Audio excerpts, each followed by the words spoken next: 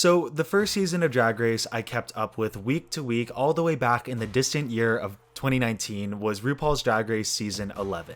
Mind you, I was obsessively watching clips online before this and tuned in every year just to see what America's Next Drag Superstar looked like, but it was still a far cry from where I'm at now. Once Season 11 was announced, however, I sat down and finally thought, this is the season I will be keeping up with every week. Was this a mistake because it was Season 11? Maybe, but I truly enjoyed every part of the show. Around this time, there was just so much content to consume at a very steady rate, but my favorite part was seeing all the personalities interact online. Hopping on social media after the episodes, just seeing the queens interact, it was so crazy that, these people were on my screen, and now I'm seeing them online being the real people that they were. And with seeing this interaction online, I also saw the hate and the drama that came from the season. And let me tell you, Season 11 was not short of drama in any way. Someone that was brought up in this drama a lot that stemmed from the show was Raja O'Hara. Coming from Dallas, Raja grew up in the pageant scene of Texas, coining her name as both an O'Hara and a Davenport. There were a lot of Davenports on Season 11. She walked in a pretty established queen, already knowing a couple people in the room, and finished 9th place out of 15 girls. Now, this may seem as a relatively unexciting placement, but the impact of Raja over the course of the season was felt deeply. If you ask someone, even myself back in 2019, what Raja was like on the show, the answer would most likely not be very positive. I'll admit, I wasn't really a fan of Raja back then because I was a casual watcher who didn't really know how to read into the show. The presentation they gave her was not great to say the least. However, digging deeper and really understanding where she was coming from, you can tell why she acted a certain way on the show and where things may have been manipulated. The unfortunate truth is that I'm saying this in the present, where it's been years after her first appearance on the show and the height of the most toxic era of the fandom. So today, I want to go back to that time and analyze how we got from point A to point Z. Raja is a queen that I love deeply, so I want to break down her run and make you realize that she's always been that bitch. I think the best place to start is a painstakingly detailed look at how her run went. Episode 1 sees Raja getting an edit that doesn't really seem majorly important at the time, but slowly plants the seeds for later down the line. Season 11 was the first and hopefully last season to have 15 queens on at once. So the major players of the episode and kind of the season overall were given a good amount of screen time, and the rest of the queens like Raja were basically given one thing to define who they were.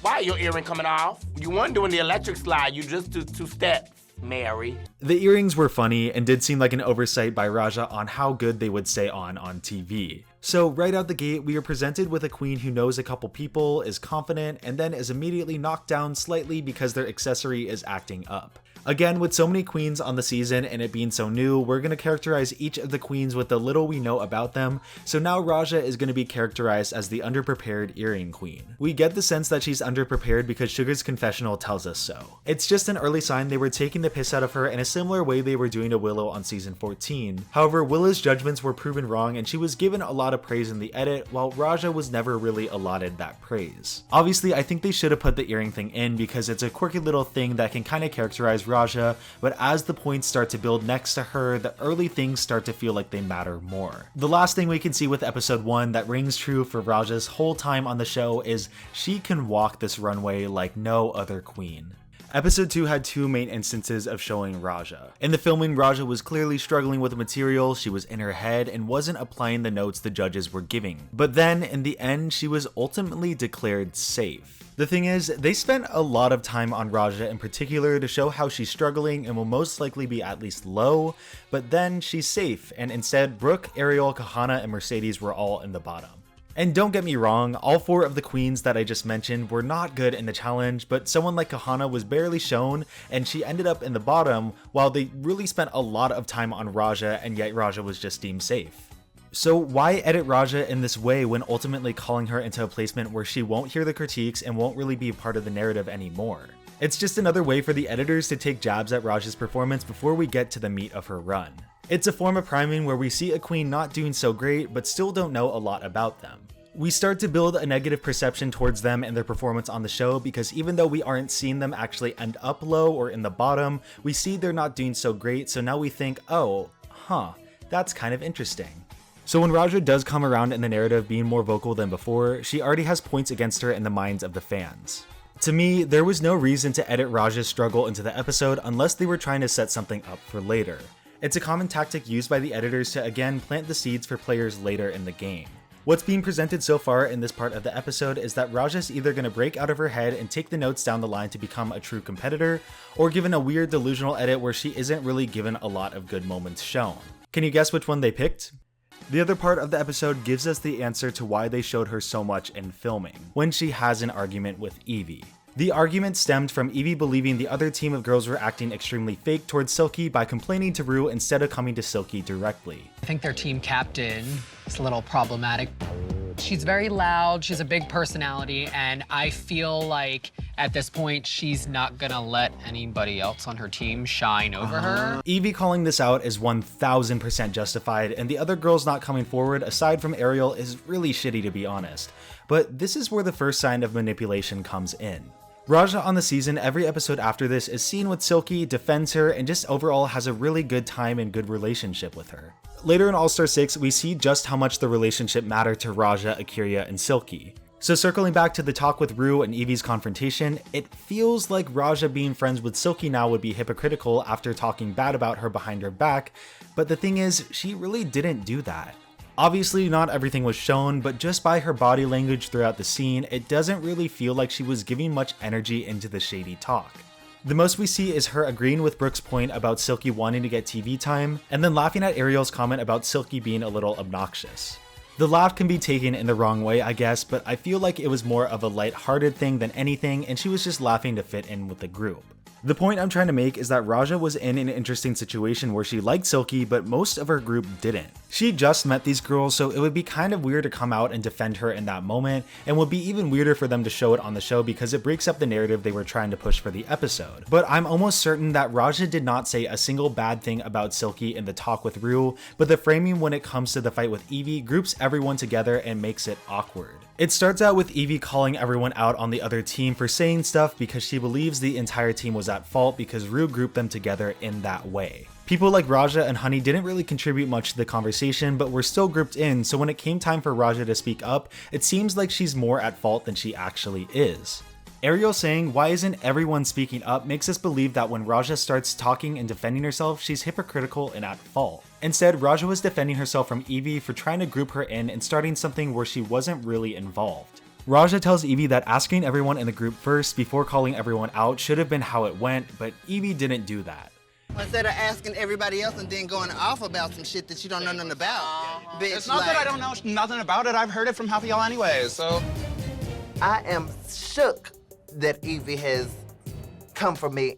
The framing of the argument makes it look like Raja is defending herself for being fake rather than defending herself for not really saying anything at all, and it puts Evie completely in the right and Raja completely in the wrong. Again, Evie was right to call out this bullshit, but grouping everyone together at the same intensity was not the best way to do it. Raja, through her friendship with Silky, most likely didn't say anything, but when Evie comes for the whole group and puts blame on everyone, Raja defends herself to show that she isn't the shady one. But then the edit frames her as being the shady one for trying to defend herself and apparently making comments. The fight continues, it gets a little catty to the point where Evie comes for Raja's makeup, Raja claps back, and then we're hit with confessionals where Raja goes in hard on Evie. These confessionals where Raja starts to get a little too mean is something that I can't defend and she wouldn't defend herself. But still understanding why she said these things is important for the video and we'll get back into it later. Episode 3 is an interesting case. We see Raja being really funny and winning the mini challenge. Yeah, it's my good friend. My good friend. Access has been denied. And then as team captain, she picks her team and they do Mariah Carey. Yes, it's that episode. What we see from that episode is that Raja doesn't really fit the role of team captain, instead allowing the group to collectively decide and bomb the challenge themselves. I feel like episode 3 was one of the only episodes where Raja had a break in her performance. Most of the time as team captain, they are the ones that take charge, get the consensus, and fully make the decision, but instead she took a step back and we got the framing that the whole team just kind of had a collective brain fog. They could have easily thrown Raja under the bus, but none of the girls threw anyone under the bus, and I think the producers just saw the dumpster fire that was this challenge and went for broke on the 6-way lip sync, which was certainly something. And what we can gather from the judges' critiques is that no girl really viewed Raja negatively at this point, or maybe even all over the course of the season. Some of these girls were quick to call Silky out last episode, but when they were given the chance here to call someone out who may be framed as a conflict in the edit, nothing happens. They all took responsibility because they all worked together to make a bad product. The question, who should go home and why, is asked all the time on Drag Race, and some answers are fueled by a dislike for someone in the lineup. But none of that bad energy was given to Raja, the team captain, implying none of the girls had a problem with her even after her fight with Evie and the way she was being presented in the edit. The turning point, however, is in episode 4. I want to start out by saying I believe Giannis Marshall and Raja are on good terms now, so please don't send hate to anyone. But dear lord, the way Giannis went in on Raja this episode sent her down a spiral for the next couple weeks. Before we get into one of my least favorite moments of the entire franchise, let's first talk about the casting. Raja chose the part of Omarosa because she believes they share a similar bad bitch energy, and then right after, Evie gets the part of Kellyanne Conway. Raja makes a comment about Evie's appearance in the confessionals, and it's topped with a metal cymbal sound effect to show that it's shady. Evie looks like the Crypt Keeper, so she had to be Kellyanne Conway. As if 5 seconds earlier, they didn't all agree that Evie would look perfect for the tired, haggard blonde woman role. Haggard press spokesperson for Trump. Oh, you'd be really funny. Again, Raja was still not making the best comment, but showing it right after they all agreed on the same thing, it was just kind of weird, and it really shows they have an intention. So we move on to the choreography, and Giannis opens with the question of who has dance experience. It was definitely a way for Brooke to finally talk about her ballet, but lo and behold, Raja steps forward. This was the start of her downfall. Raja says she has all this dance background, but when it comes time to show up, she falters a couple times. I don't know why Raja came forward and said all this, but again, she did have the dance experience. It was from a long time ago, but sometimes that stuff sticks, but the choreography was really hard.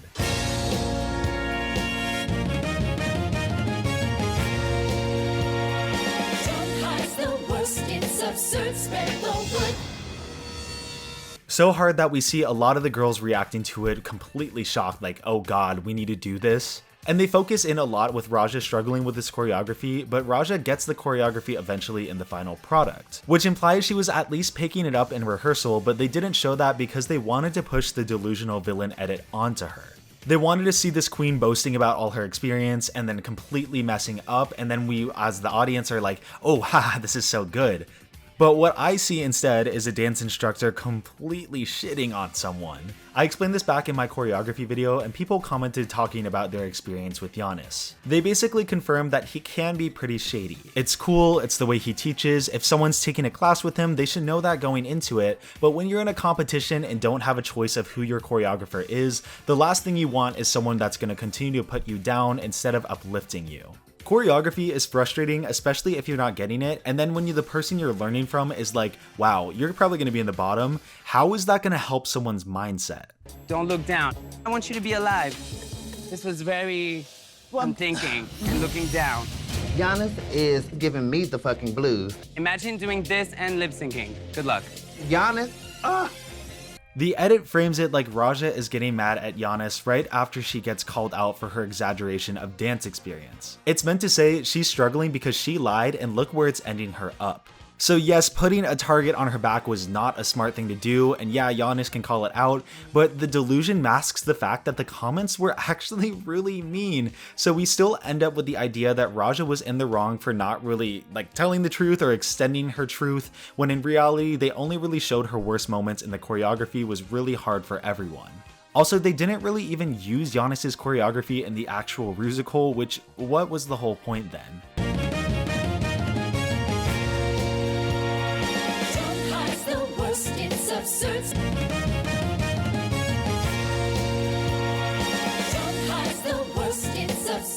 Let me see. And up. One. Two. I'm sorry. One. Moving on to the actual musical, Raja is critiqued for not giving enough presence as Omarosa, which I can see. But also, I don't really think that her role was built for that because it wasn't written in that way. They were saying, oh, we need to loathe Omarosa more, but you can't really do that when the whole point is her getting sympathy for getting fired. It's a weird critique. I think she should have just been low and Vanjie should have been in the bottom, but it is what it is. Jumping to Untucked for a sec, we see Raja struggling with her self-worth and being in her head. This is the first time we get context behind why Raja is acting the way she is. It's really clear that the competition is taking a toll on her, and Giannis's behavior and the choreography did not help her mental health. So from now on, we start to see a lot of the little things amplify to something a lot bigger.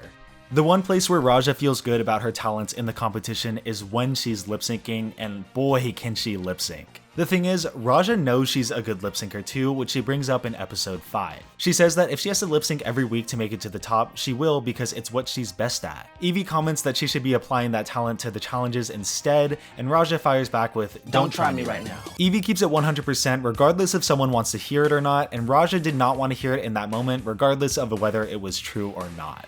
After getting that moment in Untucked, we understand why she feels so vulnerable right now, so when she says "don't try me now," it's really clear that she's going through something and doesn't really need these comments. Her saying "I'll lip sync myself to the top" is a way of her reassuring it to herself, and it's something that she didn't really want comments on, but obviously she's saying it to season 11 cast, it's gonna happen. This is where we see cracks in the foundation of Raja's mindset throughout the rest of the competition. The first big tremor was caused by being brought down by Giannis during something she believed she was good at, the second was being in the bottom, and the third was getting called out when she was already down. So then we see her fire back with a low blow to Evie in the confessionals, and also one of the most famous moments of the show. I'm not gagging. The rest of episode 5 doesn't really have a lot of Raja in it. We see her being hilarious again in the mini challenge, and she has a small comment about Plastique that I want to talk about. They were talking about Halloween drag and how Raja's first time in drag was on Halloween, she barely had any foundation on, and then she was like, kind of like Plastique right now. Probably because I only had on like the littlest amount of foundation. You know, very plastic. No. And it was framed as a shady moment, but in reality, it was a funny comment that Plastique didn't really bat an eye at. Raja and Plastique had an interesting relationship over the course of the season, but they're sisters who knew each other prior to filming. The comment didn't really read bad in the room, at the most it was a little too shady, but the edit portrayed it as such a big thing and it led into Plastique's storyline for the episode. And dear lord, we get to the last 2 episodes, which are the ultimate doozy. Episode 6 is all focused around the struggle between Raja and Scarlett. It's another choreography challenge, and at this point, Scarlett is notorious for not really having any rhythm at all. The whole team is stressed by this fact, with Vanjie going down a list of their team and pointing out Scarlett and calling Raja temperamental. I'm worried. It's too many iffies in this group. Got Scarlett, Raja, temperamental. This ain't America's Best Dance Crew right here. The Scarlett thing was a given because we knew she was going to struggle by everything they were telling us, but with Vanjie pointing out that Raja's temperamental, it clues us in and it's like, okay, Raja's probably going to have focus in this episode too. When they sit down to get everything planned, Raja makes a comment confirming just how much Giannis threw her off. So when it comes time to choreography again, what happens? She nails it. Travis Wall is someone who I didn't mention in my last video, and I wish I did because he's really great at choreography and uplifting the queens. Here we continue to see Scarlett struggle, and now we see how it's affecting Raja, who was thrown off by Scarlett's placement. Let's try again. Of course, we still have the struggle bus with Scarlett. In, up, In the way. down, through. Bitch, could you find your spot so I can get in mine? Thank you. Move, bitch. Clearly, Raja is focused on performing well in this challenge, so when there's a noticeable roadblock in the way, who happens to be standing right next to her, she's obviously going to overthink it. She's already not in the best headspace, so adding a struggling person on top of it who's just gonna throw her off even more will of course lead to the comments that she made. Yes, she could have been a better teammate and helped Scarlett a little more, but focusing on the performance, especially after being in the bottom twice, was her top priority. Then we get to the performance, which is fine, but the other team was obviously better. The judges said that Raja didn't stand out, which I understand. Then the dreaded question is asked, who should go home and why, and the whole group says Scarlett, while Scarlett chooses Raja just for track record reasons. Jumping to Untucked, we see Raja's emotions coming out. She felt called out because she was an easy option aside from Scarlett, so being put down when there was someone who was obviously not as good is a blow that she didn't really want to face. Was Scarlett justified by saying Raja? Yes, she needed to say someone, and going based off of track record, Raja was the pick. But it's clear that it did not help Raja's feelings of self-worth or her mindset. Raja makes it clear that she wasn't mad at Scarlett, but more the circumstances of where everything was at. When I say this, I'm speaking this way, but it's not like I'm mad at you. That's just how I talk. You're very mad at me. It does come off like she is actually mad at Scarlett, and the edit really pushes it that way, but in reality, she's just filled with emotion and wants to make sure Scarlett isn't hurt by how she's acting, even though she can't help but have her emotions come out. Going back to the actual episode, we see another wonderful lip sync where it's clear that Raja really has a moment of clarity whenever she's on that stage, but in the actual challenges, she just overthinks things. Raja was chosen to stay over Scarlett, and in the eyes of the fans, it was seen as a robbery, when in reality, I think they just both did great. I really think that Scarlett was just that much of a struggle bus to the point where they really couldn't justify her staying because she brought the whole group down. I love Scarlett, but it really just seems like that. Raja's final episode is episode 7. It recaps what we went through in Untucked, with Raja being upset that Scarlett said her name. Brooke and Nina then mentioned that Raja is getting thrown by the competition and the inner saboteur is coming out. Finally, the opening ends with Raja saying she's vindicated and ready to turn it out before going into the shadiest part of her whole edit. Going into full top RPDR mode for a sec, we see Raja list off Plastique, Nina, and Suga, giving them all critiques for not standing out while interspersed with cuts of her being nice to the girls. It looks so shady, but it's clear that this part of the confessional was not the same as the first part, judging by the blemish on her face. Is the fact that I've been in the box, assassin has struck again. Girls that are flying under the radar, like, are one of the oldest bitches here. Why are you? She was definitely asked the question of who she thinks wasn't standing out or along the lines of that, and when giving the answer, it shows clips of her being a good sister. It looks extremely unprompted, as if Raja just felt like being mean to all the girls in the confessionals and nice to their faces, when in reality she was most likely asked the question and then her answer was used against her. Once again, the comments aren't phrased the best, but the most important thing is that they're trying to make it look like she said it out of her own mind. It looks like she's coming at these queens out of random, and she's delusional and a villain, and oh my god, she's just the worst. Oh. The rest of episode 7 is Plastique's very special episode, along with the downfall of Raja for calling out production. It was very clear they were trying to push Plastique for this episode and maybe all the way to top 4. They had Alyssa in the building, Rue giving her a hug, her boyfriend on the TV. It's honestly pretty understandable why Raja would call them out on this.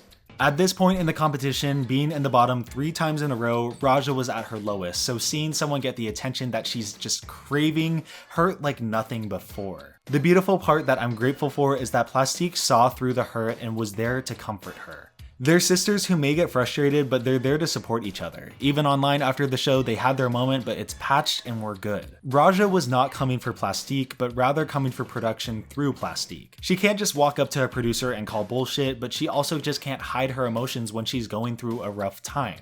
So she projected it onto Plastique, and Plastique absorbed it and helped her through it. The delusional edit is still there, however, because Brooke made comments talking about how silly it is, but in reality, it makes a lot of sense and it's really sweet. I'm just really confused right now because Plastique is comforting Raja for being mad at her.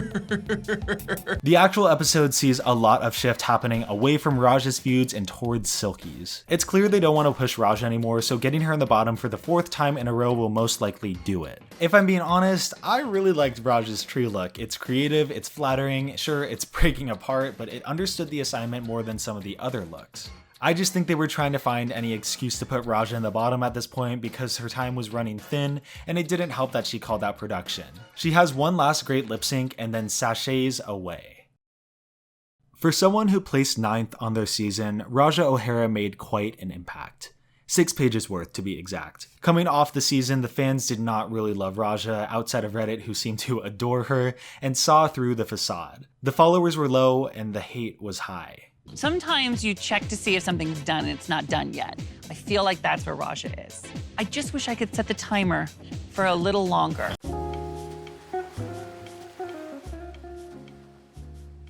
I don't want to sit here and defend every single action that Raja had on season 11. I don't think Raja herself would defend her actions either, but providing the context to where the edit altered what was said is the best course of action for gaining a full picture. In order to get more context, let's go into why Raja said these things. I chose to leave out the reunion until this section because she was finally able to explain the reason she was acting the way she did. Still, there were some pretty frustrating moments that happened during the reunion. It starts out by Evie telling Raja the light reads were really hurtful, and yes, that is true. Raja came for Evie on an elementary school level and apologized for it. Raja starts out her apology by saying, "I'm sorry you felt that way," which is textbook, not the way you do an apology, but before she could finish, Scarlett cut her off. Scarlett can feel her type of way because obviously there was some unresolved business between those two, but cutting off the comment adds fuel to the frames that Raja's apology was disingenuous, when in reality she just couldn't finish it. When she was able to speak again, she gave a great apology. Rue then asks how she felt looking at herself on TV, and Raja says that it was eye-opening because she doesn't view herself in that way. And then Rue herself says, "But you saw what we saw," again kind of implying that Raja was delusional rather than allowing herself to explain what happened. Then we finally get to the root of the issue, with Raja explaining the competition wore her out and the insecurities got to her. It makes sense. The competition wore me all the way out. When I came in, I felt like I was a capital T. Baby, I left feeling like a lowercase s. The behavior and coming for her sisters was more of a desperate cry for help than genuinely being mad at them. Plastique saw this, but the others weren't as keen, and the editors definitely weren't either. A lot of people ask me why I didn't snap back, because when I looked into your eyes, I could see it wasn't about me. Hurt people hurt people. So I'm sorry that I hurt you, sister. I truly love you. Raja had a problem with vulnerability, and the way for her to deal with these closed walls was to act out instead of asking for help. This fact just makes so much sense, and we finally get a good glimpse into who she is as a person. It just sucks that this fully fleshed explanation came so late into the season that the opinions on Raja were already formed in most parts of the fandom. The edit not giving her a chance to explain herself in a sympathetic way over the course of the season led her to this one-dimensional villain that the fans were more comfortable hating. We'll get back to this concept a little later. I do have a question I want to pose though. Is it right for producers and editors to use this vulnerability and emotional distress that the contestants go through for good TV instead of being there to help them right away? Raja's is a slightly different case because it's clear she had a wall up and wasn't really allowing herself to ask for guidance, but other people like Willow or Jiggly, should their vulnerability be broadcast and controlled by production? To me, it's a tough situation because it does create insanely compelling TV and gives representation to groups and starts a conversation. However, the way representation is earned and the conversation is started still has a long way to go to make sure both parties feel comfortable with how the information is coming out.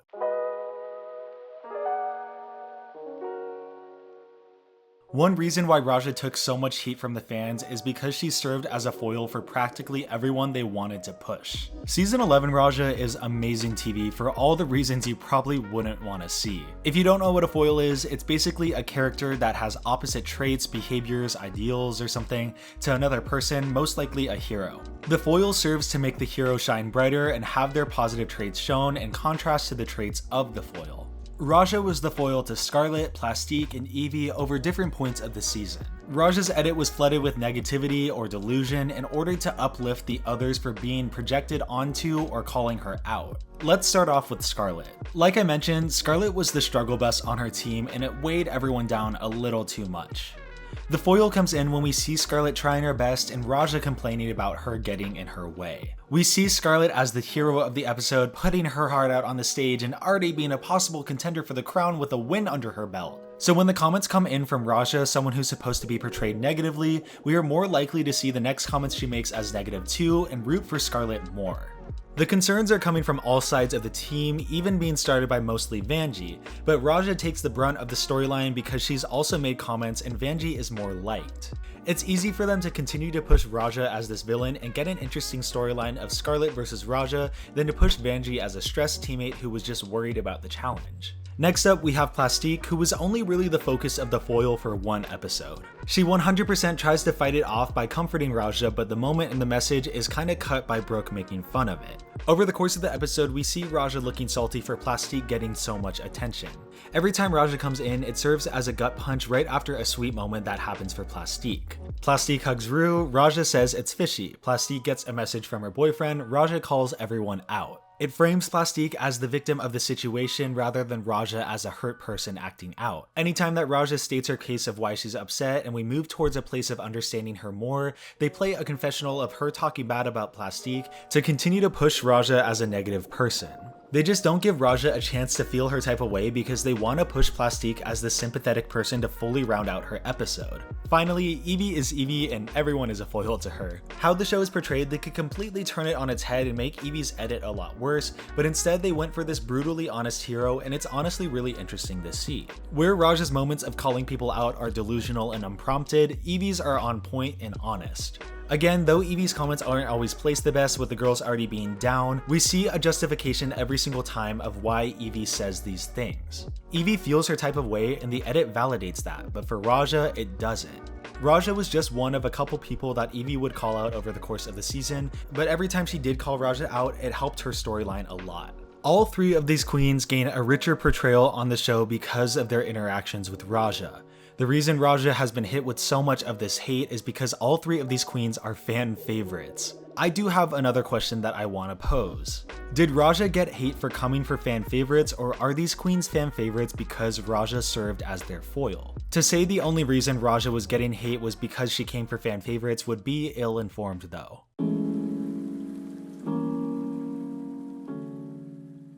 I'll say it once, I'll say it again, I'll say it until the problem is properly dealt with. The Drag Race fandom has a problem with racism. No queen on the show deserves to get hate or death threats because they are real human beings with real lives. But POC queens, especially black queens, are often receiving the most hate from the fandom at a disproportionate rate. The problem starts with the depiction of these queens, and then moves to the perception of the fandom that's rooted in stereotype and restricted by the narrative dilemma. Let's start off with the narrative dilemma. Drag Race is first and foremost a reality competition show that wants to keep people engaged and entertained. When someone like Raja is seen fighting with the girls or has moments that are potentially shady that they could edit into the episode, they're going to do so because they want to create TV and push a story forward. The producers will prioritize the show and the ratings above anything else because it's their job to do so. It creates great TV that we're going to be talking about for years to come. You could say that Raja was acting this, that, or the other, but what we didn't see with her that we see on recent seasons is the cut intention to show why the villain is likable and should be there. When Raja is shown succeeding, there's always a side of negativity. For example, when Travis compliments her on being a wonderful dancer and Raja breaks down, instead of it being a reassuring moment of her talents, it's played like she's angry and delusional. Hearing that from you kind of means the world to me, because a couple of weeks back, I had a situation with another choreographer that really just tore me down. Up on the runway, I see a queen who's being told she's worthy after being beat down the previous weeks, but the edit shows me a queen who's complaining about a choreographer unwarranted. The anxious music in the background and the inserts of her sisters side-eyeing her gives me an impression that she's gonna get bigger, but it's really just a sweet moment that was turned really weird. Seasons 13 and 14 have what people would consider villains, but they're played so much better. No queen on season 13 or 14 ends up with a bad edit because the editors have finally found a way to justify all sides of the coin. Candy and Daya were both considered sort of villains on the season, but they made it so far we could see all the different sides of their personality and get to like them. Along the way, the tension of their villainous is cut with quirky confessionals, funny reads, or most importantly, challenge wins. And in Candy's case, it just kind of gets dropped halfway through the season. Oh. Because like, if you have a leaf and you turn it, it's the same leaf.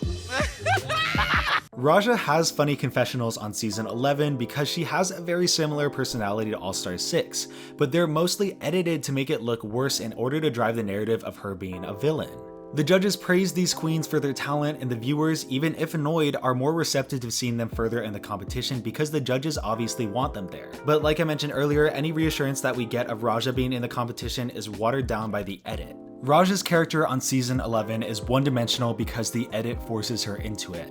Any information that is shared to give context for why she's acting a certain way is played off as an excuse and shouldn't be taken into account. Drag Race needs to make interesting TV, and a way to get that is through villains. It's now become a delicate balance of showing why you should love this person and why you should love to hate them, and I think they're doing a pretty good job with it at the current moment. But when they don't show multiple sides to the villain, they become one-dimensional and become easier to hate. The less context given to a person and why they act a certain way, the more likely the fans will be to attack them. It's this disconnect that every online personality goes through, but for BIPOC queens, it's much, much worse.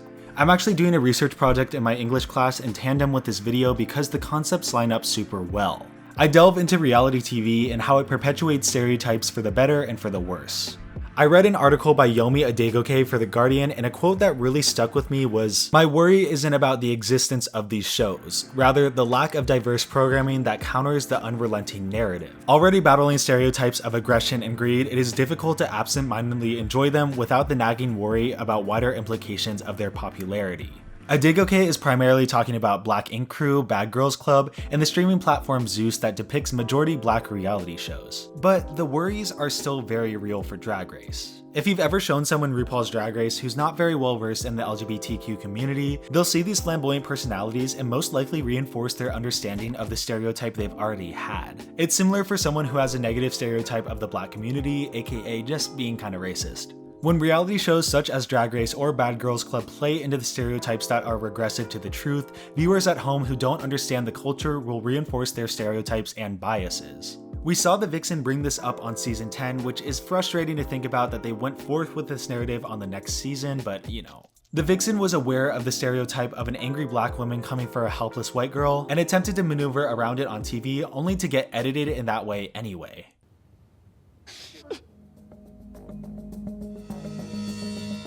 You say something, I say something, you start crying. You have created a narrative of I am an angry black woman who is scared off the little white girl. Super defensive and tell me that I'm negative when I'm just responding to what you brought to me.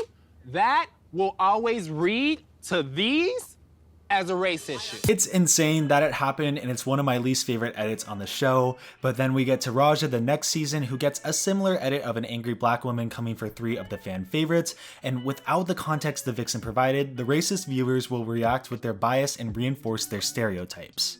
A Dig OK concludes, the network acts as a reverse binman, littering our screens with trash TV.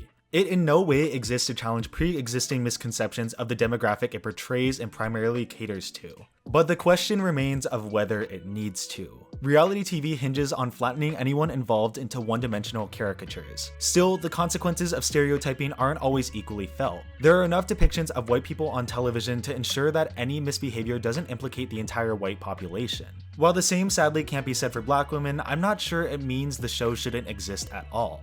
Zeus aren't the bad guys for making these kinds of shows, the TV industry is for failing to make anything else. Drag Race attempts to make the one-dimensional characters on TV more fleshed out, but more often than not, the villain remains one-dimensional until the later seasons. The thing is, it doesn't need to be Drag Race's job to educate their audience and help them realize the characters on TV are not the people in real life. But just because it doesn't need to be, doesn't mean it shouldn't be. Drag Race has done a lot right when it comes to representation and breaking down barriers. I feel like even sometimes they go out of their way to depict things that people may have not even been asking for, but the representation is great when it happens. However, the topic of racism on the show and in the fandom is often left out of the conversation. In more recent seasons, the queens do talk about it in the workroom, but the moments are so few and far between, it doesn't really seem like that big of a problem. Even more so, Ru barely mentions hate at all, only with a couple queens like Jasmine or Britta, but they largely try to separate the people sending hate from the show and the fandom itself. To me, there is no better way to manage the hate on the show than to have the host of the show bring it up and tell people to stop. But the show is scared to do this. To have Ru address the issues of racism is to admit that there's a problem in the first place, which isn't really good for marketing. So instead, we get the queens bringing it up as if it's a personal experience rather than a byproduct of the mismanagement of the show. And with that, the queens who bring up the hate are often simultaneously the ones that are given a bad edit on the show, so the awful fans are more likely to tune them out. If a fan already has a bias and negative opinion against a queen, and then the queen tells them that what they're doing is hurting them, the fan is less likely to change their behavior because they already don't like the queen, so why would they change it? I truly think Ru or any creator coming on and saying, "I do not condone any forms of racism, fatphobia, transphobia, homophobia, or any other form of hate on my channel or my platform as a whole. If you're one to support this or even let it slide in the slightest, I do not want you watching my channel." It just has a bigger impact because it's coming from the head of the show rather than the queens saying it themselves, but again, to address the problem is to admit that it's there in the first place and it's been there for a while. With all this being said, where can we go from here? Drag Race is a lot of people's primary exposure to a lot of different cultures, so being conscious of how everything is depicted on the show should be a priority. Storylines and a narrative shouldn't be changed because they're still trying to make entertaining TV, but queens who are portrayed negatively should be given more dimension to make them likable by their elimination. Not a single queen on the show should be going out with no good moments shown. Finally, addressing the racism in the fandom or the stereotypes perpetuated by the show can help move forward the conversation and educate the people who desperately need it. Well, that's it for the video. Goodbye. Listen up, I got something to say. Wake wake up, and I'm feeling the way. Gotta shake this thing, here's what I say. I'm good, I'm worthy, I was born to be great. Don't let no self-doubt get up in my way. The main message of the video should be taken away from part 4, but I don't want to end on a dour note. In 2021, Raja appeared on All-Star 6, one of the most well-regarded seasons of the franchise. One of the taglines of the season was redemption, and if any queen embodied that tagline, it would be Raja. I'm not going to go through every single episode because this script is already 12 pages long, but I will start with her edit. If season 11 showcased every single negative moment, All-Star 6 showed every positive moment and then some. Raja was the narrator of the season, having 84 confessionals with an average of 7 per episode, the most out of any queen. The confessional queen is there to drive the narrative, make fun comments, and be the go-to person for practically any situation. What we saw in the confessionals on season 11 was a lot of personality, and here the personality has only grown into something even more TV ready. Hilarious comment after hilarious comment, everything feels so refreshing, and it can't go understated how great her portrayal was. And this great portrayal continues into the episodes themselves. Episode 1, we had a fake out edit where it looks like Raj is gonna call out Jan, but then it's flipped into a funny moment. Bitch, what? Back in my day, we didn't do all that kumbaya. We did that hayaku. It plays into her knowledge of Raja and then implies that it isn't going to be the same edit she got on season 11. From there, she's high in the first episode, giving us one of the coolest talent shows we've seen, and then wins the design challenge in the next week, acknowledging her mistakes on season 11. She then lip syncs against Brooklyn, and it calls back to their season and how they were both assassins, and then they tied, and it's just such a fun moment. Then in episode 3, we see her crush again, be more of a neutral force with TKB, and finally redeem the runway that sent her home. The first 3 episodes of All-Star 6 is the perfect mini arc to address Raja's faults in season 11 and prove to everyone she should be here, and she is that superstar she knew she was. It is one of the most subtle yet positive edits on the show, and it gives me chills to think about. After this point, Raja dominates the competition with only one slip up the entire season. She serves look after look and ultimately wins the heart of the fans. One of the main things that caused Raja to act out on her original season was the fear of being vulnerable, like I've said. Though there were moments where she believed she went too far with vulnerability, we got to see a fully fleshed out person we weren't able to on season 11. What gets me the most is her ending speech where she talks about teaching people you don't have to be perfect and can still live in your truth. I feel like it's really important to continue a path of showing the younger generation that you don't have to be perfect, that you can live in your truth and shake away the negativity. Raja over the time on her show was not perfect. She had more than enough moments of weakness and negativity that were a byproduct of an insecure person who didn't know how to ask for help. All-Star 6, we see the mistakes have done nothing but help her grow into a fully realized superstar. In the past where villains have come back for All-Stars and ended up the same in the eyes of the fans, Raja took this season as a chance to show the hurt, the insecurity, and most of all, the negativity can be shaken off. Back in season 11, she knew she wasn't the person she saw on the screen, and I believe the person she truly was came out in All-Stars 6. I started planning this video a little under 2 months ago and teased it, and then it went silent. I always wanted to make it, but I was genuinely terrified to do so. It obviously deals with a lot of real issues that I want to cover and do justice, so I was putting it off out of my own self-pressure. I never want to be the person that's talking over the voices of the people that matter. Instead, I want to amplify those voices and have people learn from me, but even more learn from them. What I've learned is that if you have the right intention and go in with respect to the topics that you're talking about, it will most likely come out the way you want, so I hope that happened today. I want to help educate and uplift people where I can, because to do nothing with my platform is to be complicit to everything that's going on. I'm 19, I'm still learning a ton myself, but heavy topics are only going to get more apparent in my life going forward, so having an understanding for them will help me stay on top of everything. I'm no expert on the topics of race discussed in the video, I'm simply a creator analyzing what I believe it means for a show that I love. I highly suggest reading the article that I talked about in the video and learning more about the Black experience in the media. It's one thing to give you my opinion, but it's another to go directly to the source and get a richer knowledge from it. I deeply care about all the queens on the show, and Raja in particular is one of my favorites of all time. If she ends up seeing this, you are a superstar, don't let anyone else tell you otherwise. Thank you guys for watching, I'll see you soon with another video.